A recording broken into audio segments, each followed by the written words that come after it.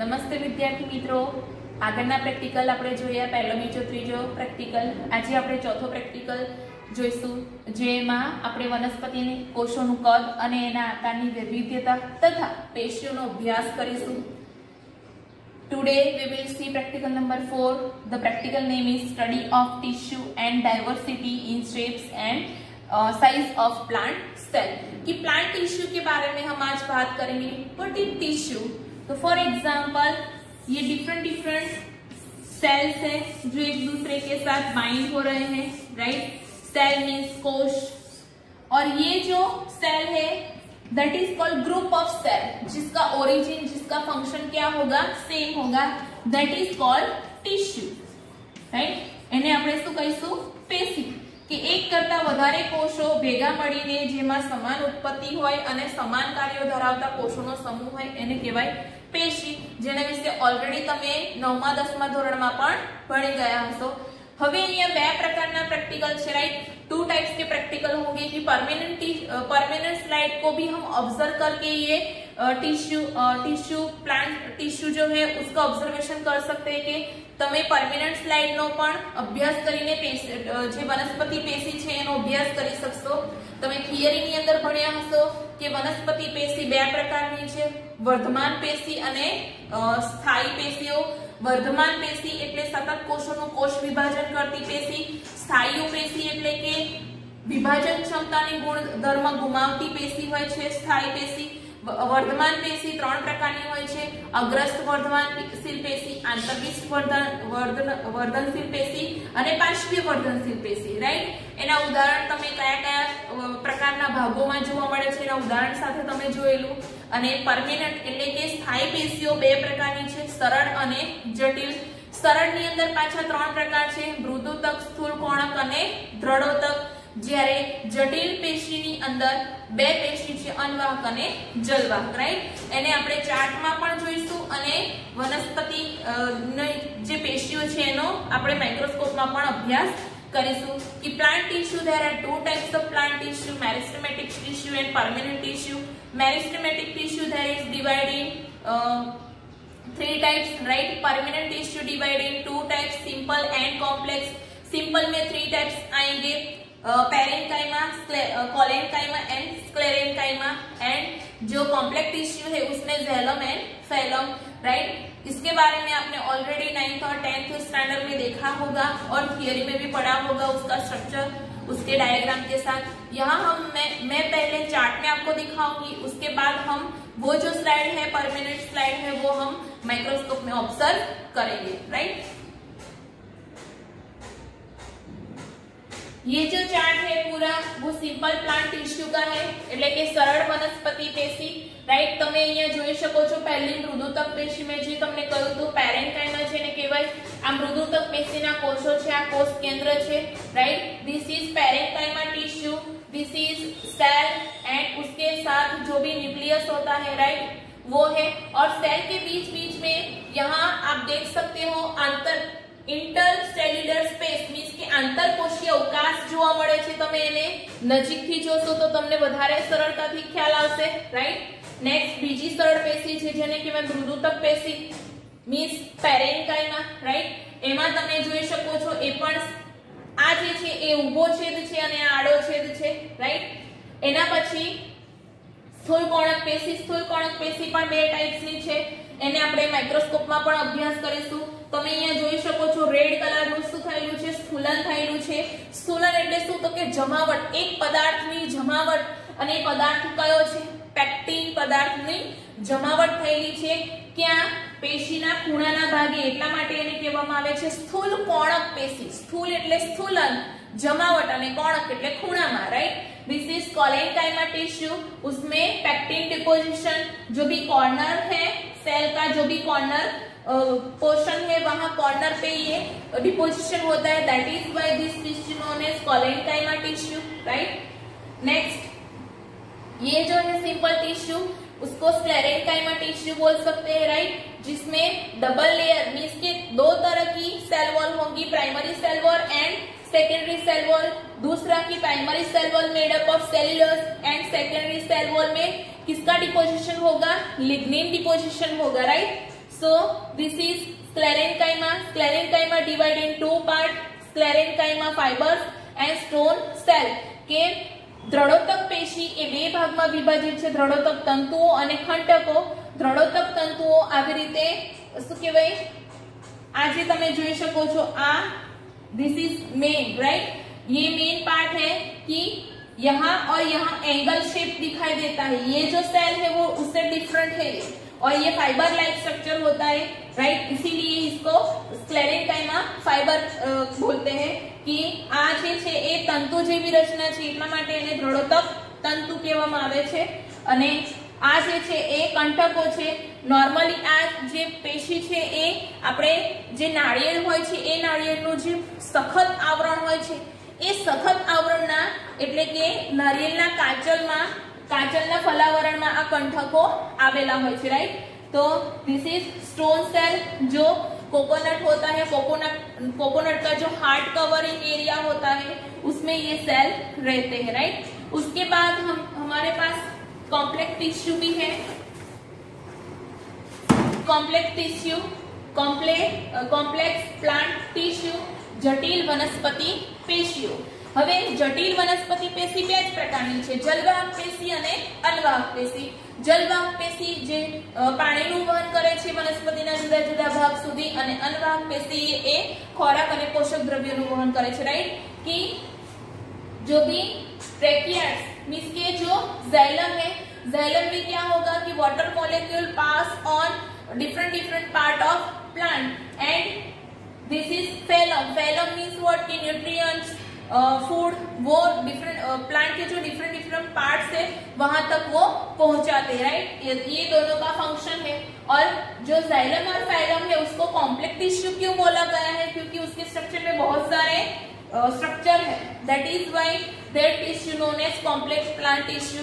કે જટિલ વનસ્પતિ પેશીઓને જટિલ વનસ્પતિ પેશી કેમ કહેવામાં આવે છે, કેમ કે એમની રચનામાં ધારો કે જલવાહક પેશીની વાત કરીએ તો જલવાહિની, કી જલવાહિની, રાઈટ. ત્યાર પછી જલવાહક તંતુઓ, જલવાહક શું કહેવાય દ્રઢકો, એ બધું જોવા મળે છે, રાઈટ. અને અનવાહક પેશીમાં ચાલની નલિકા, ત્યાર પછી સાથી કોષો, એ બધું જોવા મળે છે.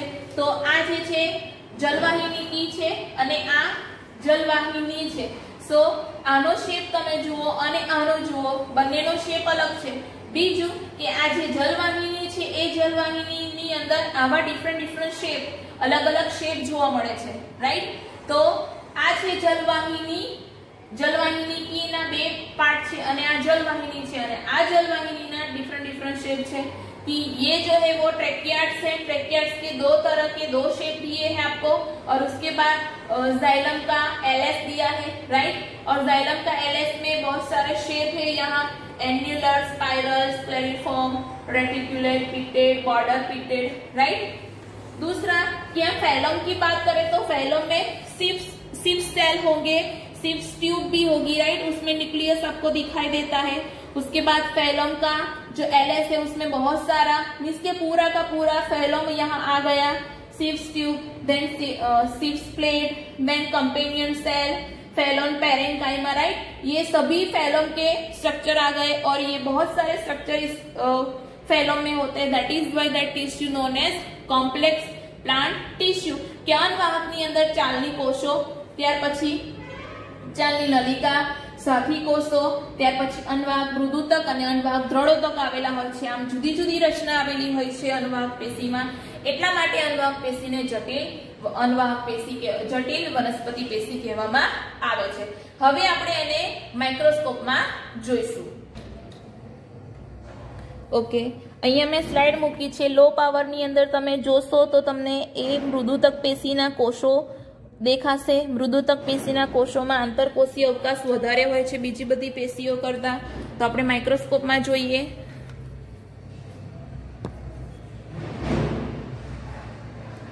તમે આ કોષો જોઈ શકો છો, જુઓ થોડા ઘણા બેન્ઝીન જેવા છે, એટલે કે ખૂણાવાળા છે, એકદમ ટ્રાન્સપરન્ટ તમને ઓફ વ્હાઇટ કલરના દેખાય છે, રાઈટ. તો આવી મૃદુતક પેશી દેખાશે. એના પછી આપણે જોઈશું સ્થૂલકોણક પેશી.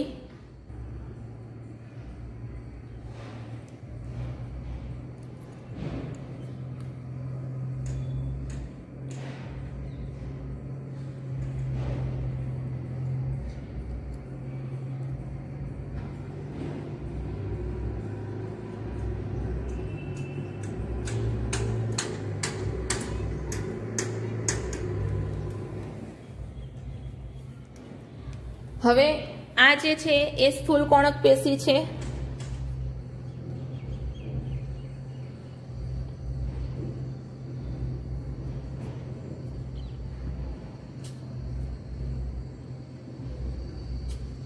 તમે અહીંયા જોઈ શકો છો કે અમુક કોષોમાં સ્થૂલન થયેલું છે અને અમુક કોષોમાં સ્થૂલન થયેલું નથી. બરાબર. તો શેનું સ્થૂલન થયેલું હોય છે? પેક્ટિનનું સ્થૂલન થયેલું હોય છે.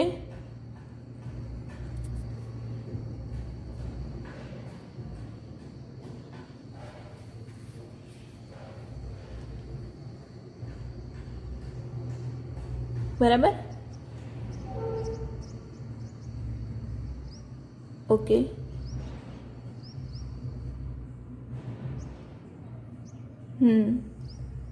રાઈટ. ઓકે. એના પછી આપણે જોઈશું દ્રઢોતક પેશી. ઓકે. આ આપણે મૂકી છે સ્થૂલ કોણક પેશી. તમે આ જે બ્લુ કલરના કોષો જોઈ રહ્યા છો, જુઓ, એ એમની જે કિનારી છે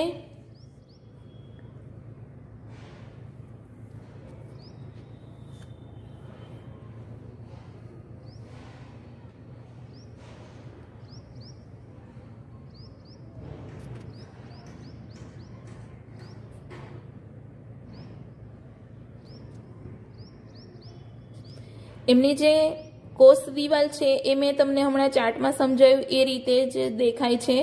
પ્રાથમિક કોષ દિવાલ અને દ્વિતીયક કોષ દિવાલ બંને દેખાય છે. એટલે કે એમની જે કોષોની કોષ દિવાલ છે એ થોડી જાડી છે. જે બ્લુ કલરના કોષો દેખાય છે એ તમારે જોવાના છે. બરાબર છે. જે સ્થૂલ કોણક પેશીનું દ્રઢોતક પેશી સમજાવે છે.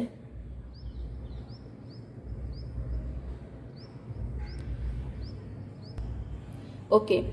આ આપણે જલવાહક પેશી મૂકેલી છે. તમે એને ધ્યાનથી જોશો તો તમને બ્લુ કલરના કોષો દેખાશે. બરાબર. જુઓ. ક્લિયર? તો આ જે બ્લુ કલરના કોષો છે, જુઓ, આમાં પ્રોપર દેખાય છે. રાઈટ. થોડું અઘરું છે પણ તમારે આવી રીતે વ્યવસ્થિત ધ્યાનથી જોશો તો તમને બધા જ પ્રેક્ટિકલ સરસ સમજાશે. તો આ જે જુદી જુદી વનસ્પતિ પેશી છે એમાં આની એક આ જટિલ પેશી છે જેનું નામ છે જલવાહક પેશી. બરાબર. આખા વિસ્તારને હું ફેરવીને બતાવું છું તમને. પ્રોપર જોઈ લેજો. અને હવે આવશે અનવાહક પેશી. આ જે છે એ અનવાહક પેશી છે. એ પણ બ્લુ કલરના સ્ટેનથી અભિરંજિત કરી છે. એમાં વચ્ચેની બાજુ જે છે એ તમને શું દેખાય છે? સાથી કોષો છે. બરાબર. આ બધા જ સાથી કોષો છે. સી, જો આ પ્રોપર ફિલ્ડ તમને દેખાય છે. બરાબર. આવું તમને માઇક્રોસ્કોપમાં દેખાય જ્યારે તમે જુઓ ત્યારે. બરાબર. વચ્ચે જાડી લાઈન છે, જુઓ, 2-3 સ્તરના અંતરે. તો એ શું છે? આજુબાજુના સાથી કોષો છે. અને વચ્ચે જે છે એ ચાલની નલિકા તમને દેખાય છે. બરાબર. જુઓ. તો આવી રીતે તમે કોઈ પણ વનસ્પતિ પેશીનો અભ્યાસ કરી શકો છો. એવી રીતે તમારે પ્રાણી પેશીનો પણ અભ્યાસ આવશે. આના પછીનો પ્રેક્ટિકલ પ્રાણી પેશીનો અભ્યાસ છે. તમે આને પ્રેક્ટિકલ પરફોર્મ કરીને પણ આવી પરમેનન્ટ સ્લાઇડ બનાવી શકો છો. પણ આપણી પાસે જો પરમેનન્ટ સ્લાઇડ અવેલેબલ હોય તો તમે એની વનસ્પતિ હોય કે પ્રાણી હોય એની જુદી જુદી પેશીનો અભ્યાસ કરી શકો છો. તો તમારા સિલેબસની અંદર ખરેખર તો સ્લાઇડ બનાવવાની છે પણ એ બહુ લોંગ મેથડ છે જે અત્યારે પોસિબલ નથી. એટલા માટે મેં તમને પરમેનન્ટ સ્લાઇડ બતાવી છે. તો આઈ હોપ કે તમને ખબર પડી હશે. આઈ હોપ કે તમને આજે વનસ્પતિ પેશીઓનો મેં તમને ચાર્ટમાં અભ્યાસ કરાવ્યો, ત્યાર પછી માઇક્રોસ્કોપમાં બતાવ્યું તો તમને ખબર પડી હશે. રાઈટ. તો આના પછીના પ્રેક્ટિકલમાં આપણે પ્રાણી પેશીઓનો અભ્યાસ કરીશું. તો વનસ્પતિ पेशियों આપણે આજે અભ્યાસ કર્યો. राइट કે फर्स्ट मैंने जो आपको दिखाई थी दैट इज મૃદુતક પેશી, રાઈટ। તો આના સાથે સાથે આપણે તમને જે ગુજરાતીમાં પેશીઓના નામ આપેલા છે એની સાથે સાથે इंग्लिशમાં પણ આપેલા છે। મૃદુતક दैट इज पेरेन्काइमा, राइट। उसके बाद कोलेन्काइमा दैट इज स्थूल कोणक, then sclerenchyma, this is sclerenchyma, right. उसको स्क्लेरेन्काइमा को क्या बोलते हैं? दृढ़ोतक पेशी गुजराती में। उसके बाद जाइलम, राइट, दैट इज जलवाहक पेशी। जलवाहक पेशी मैंने जो दिखाई दैट इज जाइलम थी, you have to note down that. Next then ये तो हो गई है, right. This is phloem means के अनवाहक पेशी। सो मैंने जो गुजराती नाम बोला है उसका यहाँ इंग्लिश में ट्रांसलेशन है। सो ये जो है वो उसकी सीक्वेंस है। फर्स्ट मैंने आपको पेरेन्काइमा दिखाई थी, देन कोलेन्काइमा दिखाई थी, उसके बाद स्क्लेरेन्काइमा दिखाई थी, राइट। सो आपको गुजराती के साथ इंग्लिश में भी याद रखना है। और उसके बाद मैंने फर्स्ट जाइलम बोला था, जो ब्लू कलर के बड़े बड़े उसमें हॉल थे, राइट। और उसके बाद जो बीच में एक लाइन डार्क ब्लू लाइन थी और उसके बाद सभी ब्लू कलर के लाइट सेल थे, उसको हमने क्या बोला था? फेलोम मीन्स के अनवाहक पेशी। सो आई होप आप सबको ये प्लांट टिश्यू के बारे में अच्छे से समझ में आया होगा। In next practical we will see animal tissue.